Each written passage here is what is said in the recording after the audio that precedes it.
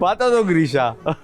მომიყევი თქვენი მედობის ამბავი ერთი წესი მედობასა ხო არსად არა აქვს სხვადასხვა სოფელში სხვადასხვა ხო მართალი ხარ ეს ადამიანის გუნება გაწყობაზეა დამოკიდებული აი სხვადასხვა როგორ არის ბატონო ჩვენთან აი გეუბნებით რომ დედაჩემი გაიხედავდა გაიგე მეზობლებში ჩუმად გაიხედავდა რომ ერთი ორი მეზობელი ყავდა იმას სუდი თვალი აქვს და არ დაგინახოთო იმან რა უთენია ყველაზე ადრე საწყალი დედაჩემი დგებოდა წყალზე მიდიოდა და თეთრი ქვებია შანსი რომელსაც შავის დასდევს და ხანოქროსფერი ზოლების დასდევს ამას ქვას და იმას არჩევდა ამ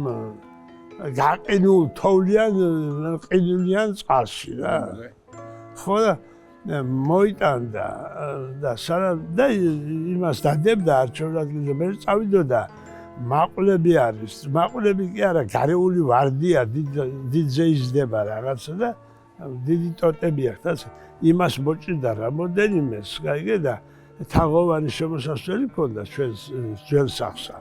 ხო და იმას გააკრავდა ეკლებია რამეები და ეს ეშმაკები ადვილად არ შემოვა და ასე შემდეგ რა